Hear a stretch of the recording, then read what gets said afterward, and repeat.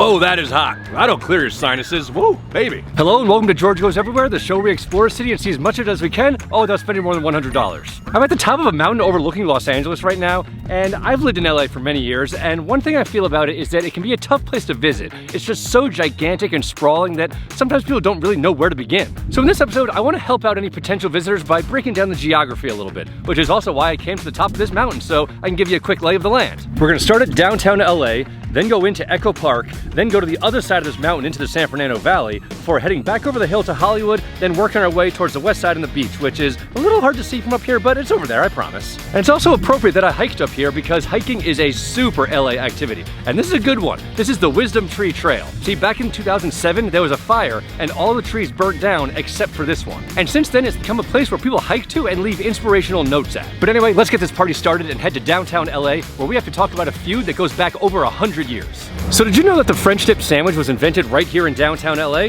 But as for who invented it, well, that's where things get a little tricky, because two places claim to have invented it, Philippe's and Kohl's. They both claim to have invented it back in the early 1900s, but since it was so long ago, details are pretty fuzzy and unreliable. So basically, we'll never know the truth, and neither side is likely to back down from their claims of ownership. And even being the glutton I am, I can't justify eating two of them, so I'm gonna have to make a choice here. And Philippe's is $11, while Kohl's is $19. And I got something expensive planned later, so I gotta conserve my budget, which means Philippe's it is. All right, let's see what we got here. I'm excited about this. In all my years in LA, I've never been here. Oh yeah, this is really good. Now there are three levels of dip. There's the single, the double, and wet. The single, they dunk it in the broth once, double twice, wet, I don't know, presumably 3 times, but it's basically drenched. And I didn't really know what to do, so I went with the double dip. It seemed like a happy medium between the two, but maybe I should have gotten it wet. And it comes with some hot mustard here. Woo! Whoa, that is hot. That is really hot mustard. It's a little too hot for me. I don't think I should use any more of that. Ah, what the heck. Oh, whoa. Are my eyes watering? Oh, geez. Just a little more. Oh, boy. Wow. But I really get a kick out of how Kohl's and Philippe squabble like this. Like, it's been going on for over 100 years. That's generational squabbling. It's impressive, really. And look, I don't want to take sides here, but why do you think it's called the French dip when it was invented in downtown LA? Because Philippe was French. I don't know, that seems like some pretty strong evidence in his favor, but hey, like I said, I'm not taking sides. So we're moving east from downtown. We're now in Echo Park. Now, Echo Park is considered one of the hipper areas of the city. It's where the cool people live, probably why I don't live here. But I found a place that embodies that cool aesthetic, Randyland, a giant glass sculpture built right next to the artist's house. So I thought it was glass, and it is, but that's not the whole story. It's actually glass filled with water, so it's constantly refracting the light. And it's just constantly changing based on the time of day, the position of the sun, and where you're standing. Also worth noting that this is the 18th version of Randyland that existed. He keeps making about one a year-ish, and he's got big plans for the future. He's gonna build a 50-foot dragon in the backyard, so if you're in the area, be sure to stop by. And if you watched the Pittsburgh episode of the show, you might remember that I went to an art house there called Randyland as well, which I find kind of hilarious. What is it about guys named Randy and their desire to build art houses? And Randy was also mentioning that this place is often on lists of best places for a date in Los Angeles, so if you're single in LA, keep Randyland on your list. Everybody's Randy in Randyland. Everybody's Randy in Randyland. So from Echo Park, we're going to the other side of the mountain to the San Fernando Valley. And the TV and film industry has a huge presence in the valley. There are a ton of studios and sound stages there. So keeping with that, I want to do something film related. And come on, it's LA. I can't do an episode here without doing something with the movies. Now, since there's so much entertainment industry here, it stands to reason there's also a lot of actors here. And actors need to learn their skills someplace, right? Now, don't get nervous. I'm not taking an acting class. No, I'm doing something way more specific. This is Swordplay LA, a place where actors train for sword fighting, fencing, and yes, even lightsabers. And I need someone to fight with, so I've come here with my friend Whitney Avalon to take a lesson. She's a popular actress and YouTuber who has done plenty of cool stuff, but like me, she's never handled a lightsaber, so this should be interesting.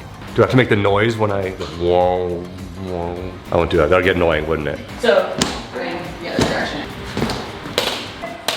The footwork is way trickier than I thought it was going to be. I'm having trouble with the footwork, more than I was expecting.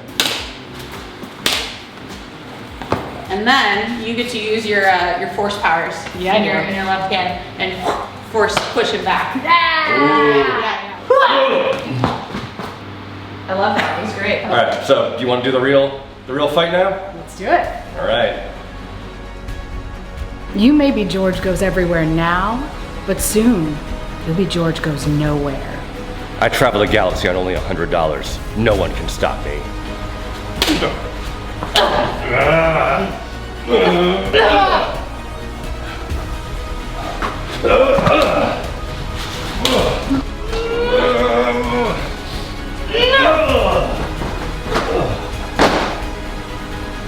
that good? That was awesome. So now let's head from the valley back over the hill to Hollywood, because what better place to go now than a bar called the Scum and Villainy Cantina that's themed around a certain movie about wars amongst the stars.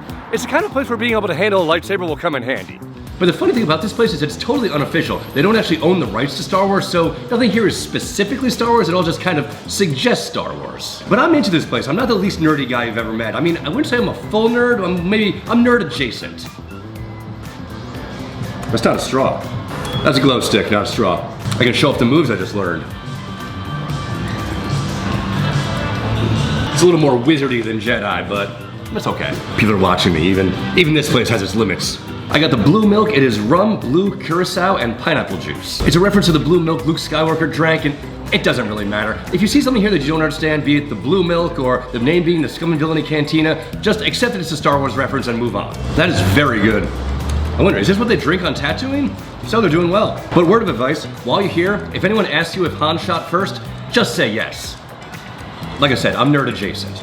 So remember when I said I had something expensive planned for later? Well, let's talk about that. See, I have something planned in Venice Beach down by the water, but we're still in Hollywood right now, which is a ways away from Venice. So rather than just magically whisk you away to that part of town, let's do a quick fast forward tour of some neighborhoods along the way and stuff you could do while you're there. In the Miracle Mile area, you have the Academy Museum of Motion Pictures and the Pearson Automotive Museum, which are right across the street from each other. In Beverly Hills, there's Rodeo Drive, and it's probably for the best we didn't come here because it's not really the best area for a show like this. In Culver City, there's the Museum of Jurassic Technology. And finally, we arrive in Venice. Now, back in the 70s, this area was the epicenter of skateboarding, so I'm going to use my remaining money to take a skateboarding lesson. For someone as uncoordinated as me, this could prove to be a very foolish decision. My balance is not good. That's all right. It's your first time. Yeah. 1, 2, 3. Good. Pivot that front foot. Reach forward.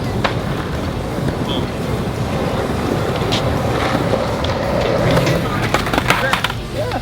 It's pretty tough, but I'm getting better. I'm definitely getting better. I was hoping I'd go the whole time without falling, but I did fall just at once. All right, back to the top. Faster, baby. We're going faster. Nice save. You got it. Ah! Lean into it. Lean into it. Ah! And keep steering it. Ah! We're so close. That was the best I've done. Look. That was definitely dicey for a second. I almost fell on that one, but yeah, I recovered.